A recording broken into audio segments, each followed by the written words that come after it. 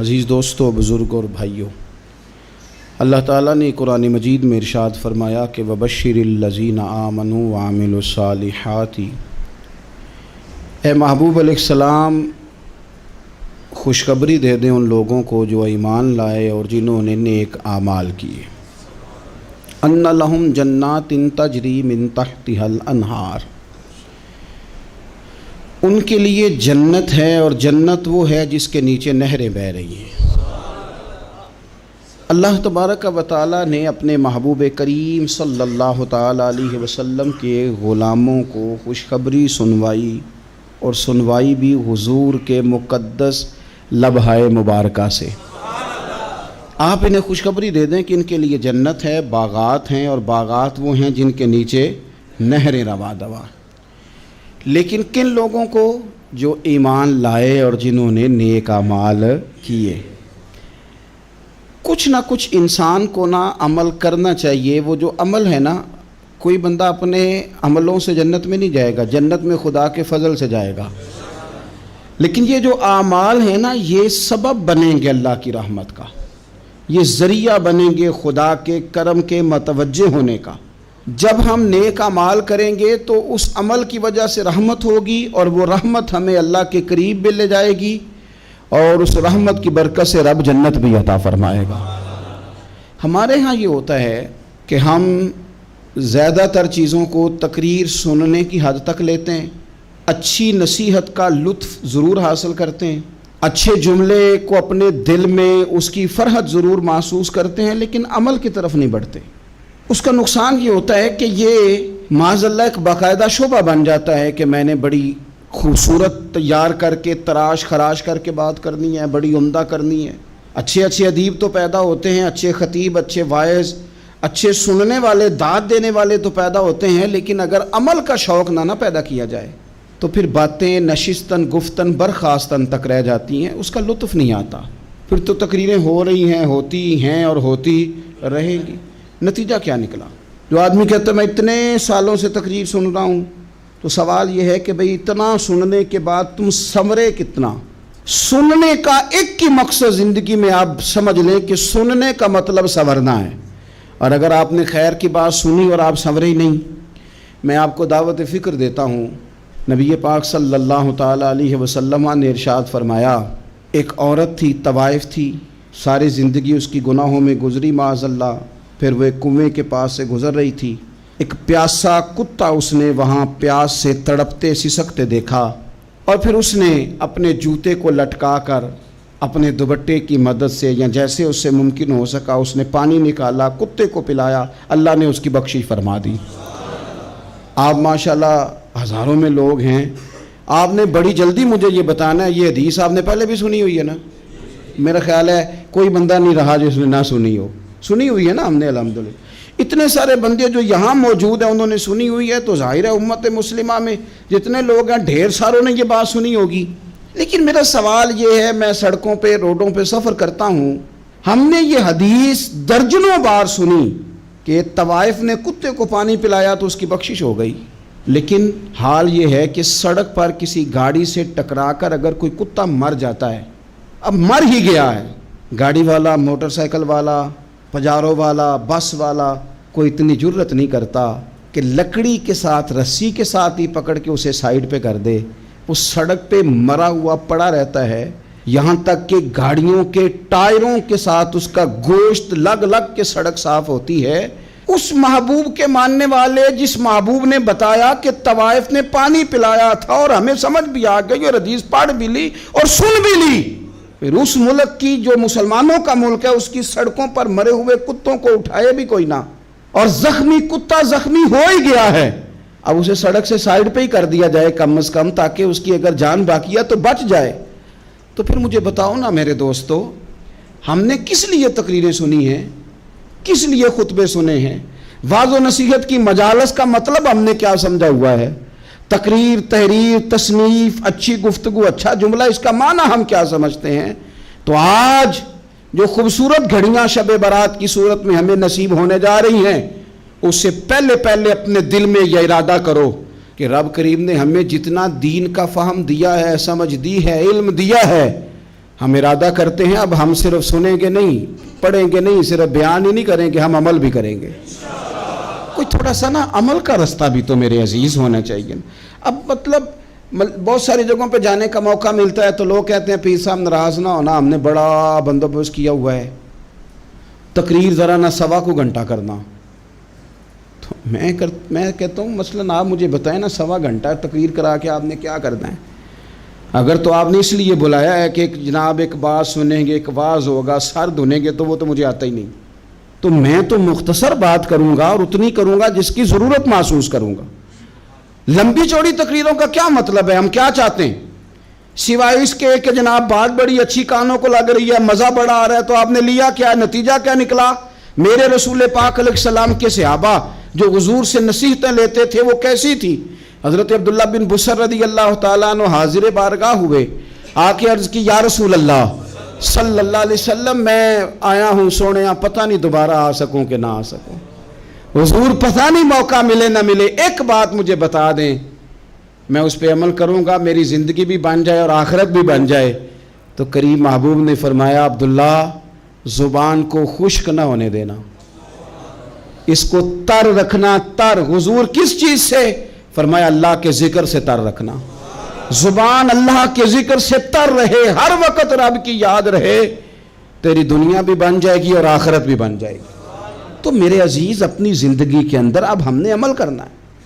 او جناب کمال پھر یہ ہے کہ جب واعظ سننے کا شوق بڑھ جاتا ہے، تقریر سننے کا شوق بڑھ جاتا ہے، سننے سنانے کا خالی مزاج ہو جاتا ہے، پھر بندہ ڈھونڈتا پھرتا ہے کہ نئی سے نئی چیز کہاں ملتی، انوکھی سے انوکھی چیز کہاں ملتی، انفرادی سے انفرادی بات۔ میرے بھائی آپ ضرور سنیں، ضرور سنیں، مومن کی گمشدہ میراث ہے، حکمت جہاں سے ملے لیں، لیکن عمل کرنے کے لیے لیں، عمل کرنے کے لیے۔ اب میرا دل کرتا ہے اب ہماری چپ سے بھی لوگ سبق سیکھیں۔ حضرت باجید بستامی فرمایا کرتے تھے جس نے ہماری چپ سے کچھ نہیں سیکھا اس نے ہماری تقریر سے کیا سیکھنا ہے۔ اب تھوڑا سا نا اشاروں کی بولی بھی سمجھیں، اب تھوڑا سا یہ بھی ہو کہ بس بات پوری ہونے نہ پائے اور انسان کی رغبت عمل کی طرف بڑھ جائے، یہ مزاج ہمیں دیا ہے۔ اب تو بھائی آ جائیں آپ، صبح بھی تقریر کر دیں، دوپہر کو بھی تقریر کر دیں، شام کو بھی تقریر کر دیں، تو پھر یہ بھی ہوتا ہے کہ جناب وہ بیان آپ نے جو سنایا تھا نا وہ ذرا دوبارہ سنا دیں، تو میں کہتا ہوں پہلے سننے پر عمل ہو گیا تو نہ کریں۔ اب ہمیں تھوڑی باتیں سیکھ کر ان پر عمل کرنا ہے اور آگے بڑھنا ہے۔ بڑی سادی بات میرے ابا جی بتایا کرتے تھے، والا صاحب کہتے ہیں کہ ایک دیہاتی بندہ نہ چلا گیا وہ کسی مولوی صاحب کی تقریر سننے، تو اس زمانے میں آپ کو پتہ ہے یہ واش روم کا مروجہ نظام نہیں ہوتا تھا، تو لوگ کھیتوں میں دوسری جگہوں پہ پیشاب کے لیے جاتے تھے۔ تو مولانا نے ایک احتیاط بیان کی، وہ کہنے لگے کہ پیشاب سخت جگہ پہ نہ کرو زمین پہ بیٹھ کر، ورنہ پیشاب کے چینٹے اڑیں گے، کپڑوں پہ پڑیں گے، اور حدیث میں سخت حکم ہے اس مسئلے۔ تو کوئی نرم جگہ ہو ایسی جہاں پیشاب کریں چینٹے نہ اڑیں۔ وہ بندہ عمل کرنے والا تھا نا، اس نے میری تقریر سن کے سر دھن کے جانا نہیں تھا، اس نے اتنی ساری ریت لے لی، کپڑے میں باندھ لی، اور وہ اس نے کندھے پہ رکھی ہوئی ہے، جہاں پیشاب کا وقت آتا پہلے ریت بچھاتا، پھر پیشاب کرتا تاکہ میرے کپڑوں پہ نہ پڑے۔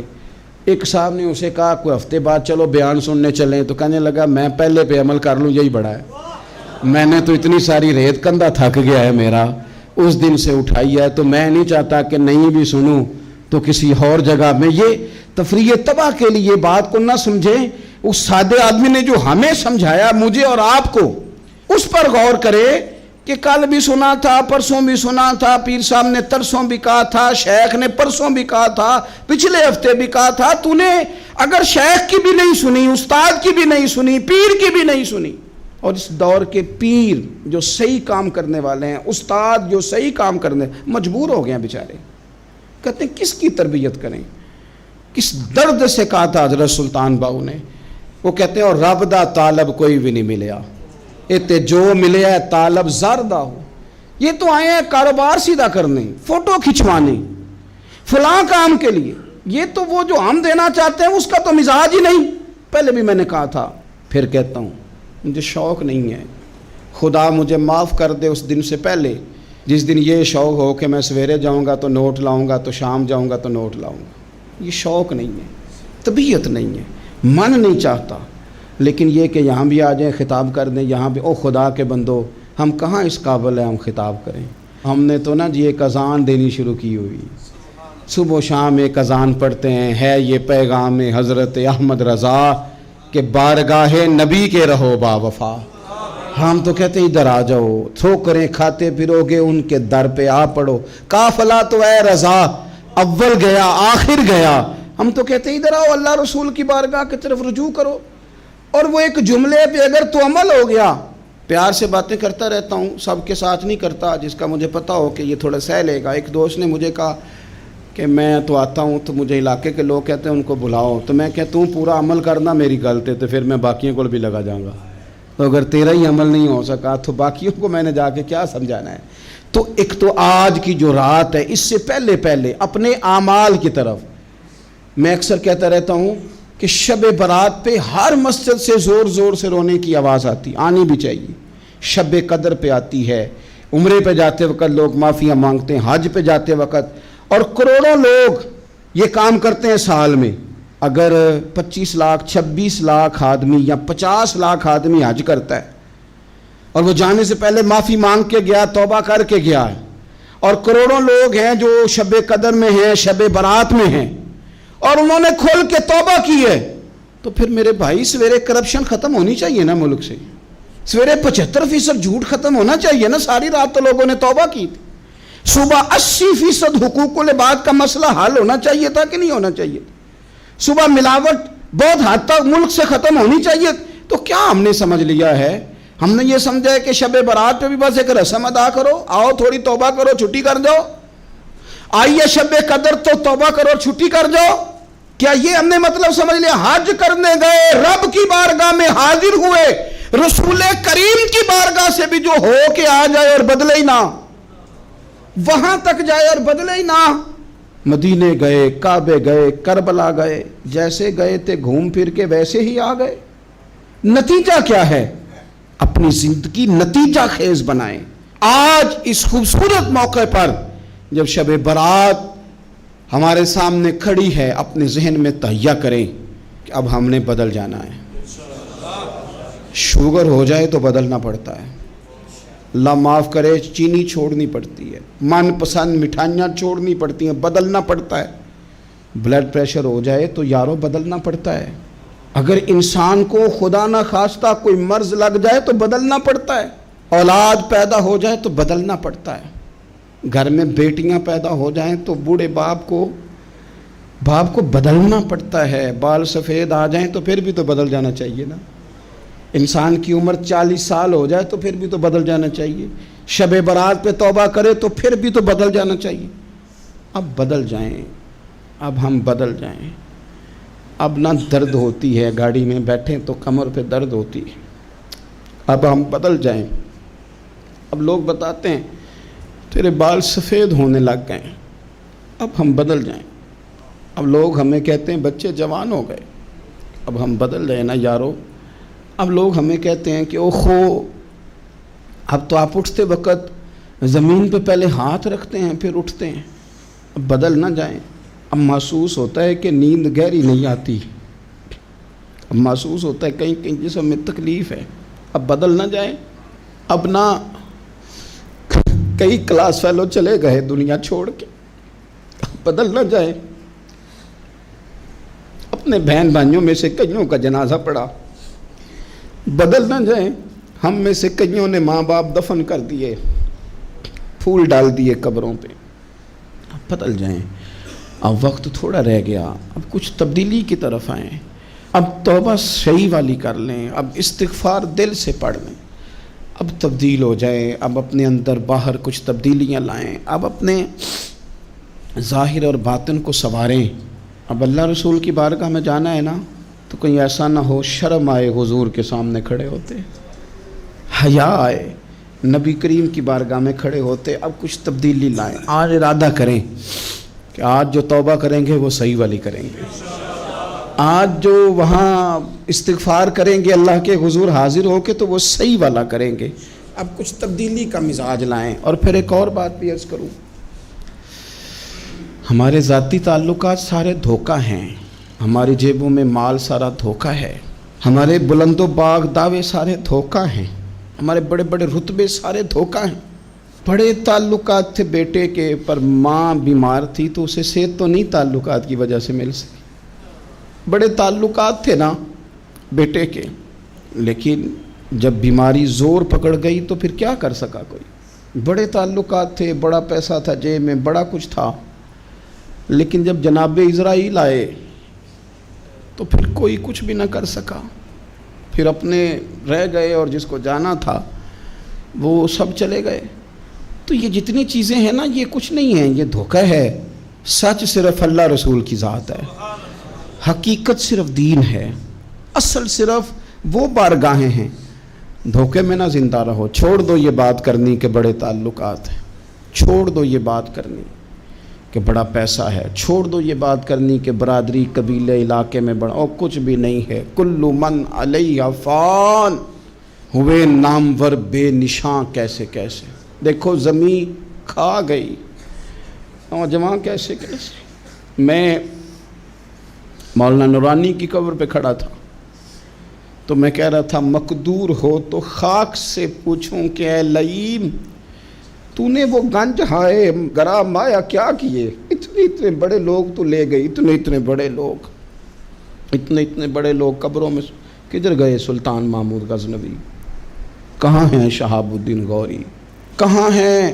وہ لوگ جو میدانوں میں آ کے صرف ان کا نام لیا جاتا تھا تو دنیا کانپ جاتی تھی، وہ کہاں گئے؟ اٹھ گئے سب لوگ، چلے گئے، ختم ہو گیا معاملہ۔ وقت اب ہماری طرف بڑھ رہا ہے، اب تیزی ہے، اب پیغام اجل آیا، کئی ہمارے ارد گرد سے اٹھا کے لے گیا، اب ہمیں بھی تو واپس لوٹنا ہے نا، تو کچھ تیاری کر لیں، کچھ ارادہ کر لیں۔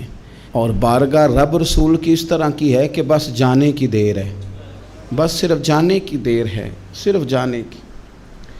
اور اللہ رسول کی بارگاہ دوستو وہ والی ہے کہ جہاں نا زیادہ منت بھی نہیں کرنی پڑتی۔ وہ جو 4-5 لوگ تھے نا مکہ مکرمہ میں، انہوں نے بہت ہی اسلام کی مخالفت کی حد کر دی تھی، ان کے لیے حکم ہوا تھا جہاں ملے قتل کر دو۔ اکرمہ تھے، ابن قتل تھے، کچھ اور لوگ تھے، تو پتہ ہے ان کو کسی نے مشورہ کیا دیا تھا؟ کسی کافر نے مشورہ دیا، پر پتہ صلاح کیا دی تھی؟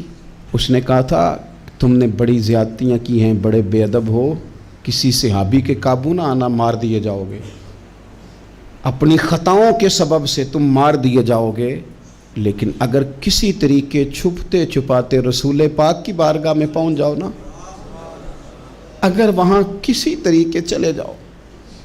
انہوں نے پوچھا معافی کیسے مانگیں گے، منہ کیسے دکھائیں گے، ہم نے اتنے ظلم کیے، اتنی زیادتیاں کی، کیسے معافی مانگیں گے؟ تو کہنے والے نے کہا کہ نہیں کچھ نہیں، تم بس کہہ دینا ہم آ گئے، اس سے زیادہ تو بات ہی کوئی نہیں، اتنا ہی تو صرف کہنا ہے، آ گئے، اور نہ آتے تو جاتے بھی کہتے، بس تم اتنا کہہ دینا ان العبد اذا اعترف ثم تاب تاب اللہ علیہ۔ نبی کریم علیہ السلام نے فرمایا بندہ جب آ کے کہتا ہے نا یا اللہ میں بھول گیا تھا، غلطی ہو گئی، ان العبد اذا اعترف، مان جو گیا ہوں، مان جو گیا، غلطی ہو گئی، جب کہتا ہے نا میں بھول گیا، ثم تاب، پھر وہ توبہ کرتا، تاب اللہ علیہ، اللہ دیر کرتا ہی نہیں، فوراً توبہ کو قبول فرما لیتا۔ ہمارے ہاں نا کچھ لوگ تو تباً سخت ہیں، اللہ معاف فرمائے، اور کچھ رد عمل کے طور پر سخت ہو گئے، کچھ باتیں دلوں میں بیٹھ گئی ہیں جنہوں نے طبیعتوں کو سخت کر دیا ہے۔ کبھی کہیں آپ بہو سے کہ چلو بوڑھی ساس سے اگر کبھی کو بات سخت نکل گئی ہے تو معاف کر دے، وہ تیار نہیں ہوتی، وہ کہتی ہے تمہیں پتہ نہیں میرے ساتھ کیا کچھ ہوا۔ کبھی ساس سے کہا جائے نا چلو بھول گئی تھی بچی تو آپ درگزر کر دیں، تو کہتے ہیں تمہیں پتہ نہیں میرے اندر سختی کتنی آ گئی ہے، دکھ کتنے بیٹھ گئے۔ ہم نا طبیعتوں میں سختی کر بیٹھے، ہمارے دل دھڑکتے ضرور ہیں لیکن صرف اپنے بچوں کے لیے، ہمارے سینوں میں درد اٹھتا ضرور ہے لیکن صرف اپنوں کے لیے۔ ہم نے نا 2 4 5 6 باتیں جمع کر کے ان پر پورا ذہن بنا کے سخت ہو گئے ہیں، طبیعتیں سخت ہیں، دل سخت ہیں۔ میرے نبی پاک صلی اللہ تعالی علیہ وسلم نے فرمایا، یہ حدیث مسلم شریف میں موجود ہے، فرمایا جنت میں وہ لوگ داخل کیے جائیں گے جن کے دل چڑیوں کی طرح نرم ہیں، نرم دل کے لوگ، معاف کر دینے والے، جلدی مان جانے والے۔ ایک صاحب تھے اپنے بھائی سے ناراض ہو گئے اور انہوں نے رشتے سے انکار کر دیا. پہلے ان کے بیٹے کی وہیں پہ نسبت تھی, انکار کر دیا. کئی لوگوں نے ان سے کہا, میں نے بھی کہا, تو وہ کہنے لگے پیر صاحب عزت بڑی کرتا ہوں آپ کی, لیکن میں مرد ہوں, ایک دفعہ نہ کر دوں تو پھر ہاں نہیں کیا کرتا. تو میں نے اس صاحب سے کہا, میں نے کہا یوں نہ کر, اگر صبح قیامت تیرے بارے میں کوئی سخت فیصلہ آ جائے اور رب کو منانا ہو کسی مقام پر تو کیا کہے گا؟ بہانے بنا بنا کے ہم سخت ہو گئے, دل اتنے سخت پتھر کر لیے, میں فلاں ہوتا ہوں جی, میں نہیں دوبارہ کسی کی سنتا. اور خدا کے بندو, میرے نبی پاک علیہ السلام نے فرمایا مومن تو اس طرح ہوتا ہے جس طرح اونٹ کے ناک میں نکیل ہوتی ہے, بٹھا دو تو بیٹھ گیا, اٹھ جاؤ تو اٹھ گیا. اور حضور نے فرمایا وہ لوگ جو بہت بد اخلاق ہیں, جھگڑالو ہیں, فسادی ہیں, سخت دل ہیں, وہ لوگ جنت میں نہیں جائیں گے. جو جھگڑے کرتے پھرتے ہیں جھگڑالو لوگ ہیں. عزیز دوستو, اپنی زندگی کے اندر طبیعت میں نرمی, اگر طبیعت نرم ہو گئی نا جی, مزاج میں نرمی آ گئی, تو پھر آپ محسوس کریں گے کہ آپ معاف کرتے بھی جلدی ہیں اور معافی دیتے بھی جلدی ہیں. پھر آپ کے تعلقات بچیں گے, آپ کی نسبتیں بچیں گی, آپ کے بہت سارے رشتوں میں قربت آئے گی, ٹوٹیں گے نہیں. ایک تو دل نرم کریں, کسی شخص کے بارے میں دل میں کوئی بات ہے تو اسے معاف کریں اور معافی دیں. کچھ لوگ بالکل ٹھیک ٹھاک ہوتے ہیں, کوئی ناراضگی نہیں ہوتی, لیکن آپ نے بچی کی شادی کا کارڈ دیا نہیں تو فوراً ناراض ہو جاتے ہیں. اور پھر آپ سمجھا رہے ہیں, قائل کر رہے ہیں, وہ تیار ہی نہیں ہے قائل ہونے کو. سنو, اور اس حدیث کو یاد رکھنا, نبی پاک صلی اللہ تعالیٰ علیہ وسلم نے فرمایا جس کے پاس اس کا بھائی عذر لایا, بھائی معافی مانگنے آیا اور پھر اس نے معاف نہ کیا, اللہ کے حبیب فرماتے میرے حوض کوثر پہ نہ آئے. تو سخت ہو کے بیٹھ گیا ہے, تو کہتا ہے میرے سے پہلے سنے, میں آپ کو بتاؤں اس نے میرے ساتھ کیا کیا. اور ٹھہر جا, اگر حساب کتاب کے بعد معافی والا اصول رکھ لیا جائے کہ پہلے حساب کتاب ہوگا, غلطیوں کا مداوع ہوگا, پھر معافی ہوگی, تو یہی حساب اگر رب کریم بندوں کے ساتھ کرے تو پھر میں اور آپ کدھر جائیں گے. تو اس سادی بات پہ آ جاؤ نا, تو 2 جملوں میں حضور نے سمجھائی ہے. فرمایا تم رب کے بندوں کو معاف کر دو, اللہ تمہیں معاف کر دے گا. تو آج کی شب سے پہلے, آج کے دن سے پہلے, رمضان المبارک کے تشریف لانے سے پہلے اپنی طبیعت کے اندر ایسا ذوق لائیں, ایسی طبیعت لائیں کہ ہم نے معافی دینی بھی ہے اور معافی لینی بھی ہے. بعض اوقات ہم رسم ادا کرتے ہیں شب برات سے پہلے, یہ سوشل میڈیا پہ چل گیا, فلانے کو فلان کہہ دیا, اگر کوئی کبھی ہوئی نا تو معاف. ایسے تو نہیں نا معافیاں ہوتی. ہمیں پتہ ہوتا ہے ہم سے کون ناراض ہے, ہمیں خبر ہوتی ہے ہم نے کس کو تکلیف دی, ہمیں پتہ ہوتا ہے کس نے ہمارے لہجوں سے پریشانی پائی ہے, کون ہے جو ہماری وجہ سے اذیت کا شکار ہے, تو اس سے جا کے معافی مانگے. تو یہ چیزیں معافی کا سبب بن جائیں گی. اور پھر میرے نبی پاک صلی اللہ علیہ وسلم نے 2-4 چیزیں اور بھی بیان کی ہیں, میرا دل کرتا ہے کہ وہ بھی ذرا آپ کو عرض کر دوں. حضور سید عالم علیہ السلام نے نا جنت میں لے جانے والے جب اعمال بیان کیے تو حضور علیہ السلام نے فرمایا کہ ایک تو زکوٰۃ صحیح ادا کرنا, شرک سے بچنا, توحید پہ قائم رہنا, اور زکوٰۃ ٹھیک ادا کرنا, اور اپنے رشتہ داروں سے اچھا سلوک کرنا, جنت میں داخل ہو جاؤ گے. یہ جو ہمارے زیادہ قریبی لوگ ہوتے ہیں نا, ان کا حق بھی شریعت نے زیادہ رکھا ہے, اور یہ بعضوں کا تکلیف بھی زیادہ دیتے ہیں. لیکن میرے عزیز ایک بات سمجھ لیں اچھی طرح سے اور اپنے دل میں بٹھا لیں, میں نے درجنوں بار کہی ہے, پھر کہتا ہوں, اللہ تعالیٰ نے جو خاندان میرے لیے پسند کیا ہے نا, مالک نے مجھے وہاں پیدا کیا ہے. تو جو چچا اللہ نے میرے لیے پسند کیا وہ مجھے بھی پسند ہونا چاہیے, اور جو ماموں اللہ نے میرے لیے پسند کیا ہے وہ مجھے بھی پسند ہونا چاہیے. انسانوں کے اندر کمزوریاں بھی ہوتی ہیں, خوبیاں بھی ہوتی ہیں, لیکن ہمارا یہ مسئلہ بن جاتا ہے کہ ہم نہ صرف کمزوریوں کو ڈسکس کرتے ہیں, خوبیوں کا تذکرہ کرتے ہی نہیں. اپنے مزاج کے اندر اس بات کو آپ نے پیدا کرنا ہے. آج ایک اور ارادہ بھی کریں, ایک اور اپنے ذہن کے اندر بات بھی زیادہ شوق کے ساتھ پیدا کریں. آپ یہ کوشش کریں کہ اپنی صلاحیتوں کو دیکھیں کہ آپ میں کیا خوبی ہے, بولنے کی ہے, لکھنے کی ہے, مال خرچ کرنے کی ہے, کسی کو پیغام دینے کی ہے. مسجد نبوی شریف میں ایک بی بی صرف جھاڑو خالی دیتی تھی، بیمار ہو گئی تو سرکار تیمارداری کرنے گئے، اور صحابہ نے حضور کو اطلاع دیے بغیر تدفین کر دی، جنازہ پڑھا دیا، تو حضور نے قبر پہ کھڑے ہو کے دوبارہ جنازہ پڑھایا۔ اپنے وجود کو بیکار نہیں رکھنا، اس سے کوئی کام لیں۔ اللہ فرماتے ہیں افحسبتم انما خلقناکم عبثا وانکم الینا لا ترجعون، فرمایا تم کیا سمجھتے ہو ہم نے تمہیں بیکار پیدا کیا ہے، اور کیا سمجھتے ہو تم نے لوٹ کر ہمارے پاس آنا نہیں؟ ایک ذرہ بھی تو بیکار نہیں ہو سکتا، لہذا میں کسی شخص سے بیزار نہیں ہو سکتا۔ اپنی اس صلاحیت کو ضائع نہ کریں۔ ہم نہ بہت سارا وقت ضائع کر رہے ہیں، ادھر ادھر موبائل کھول لیا، دیر تک فلانی چیز دیکھی، پھر فلانی دیکھی، پھر فلانی بحث کی۔ تو اپنے آپ سے نہ کچھ کام لیں، کچھ خدمات کریں۔ ہم زیادہ وقت لوگوں کا انٹرویو کرنے میں ضائع کرتے ہیں، دوسروں کی تفصیلات حاصل کرنے میں وقت ضائع کرتے ہیں، لوگوں کا دھیان رکھنے میں وقت ضائع کرتے ہیں۔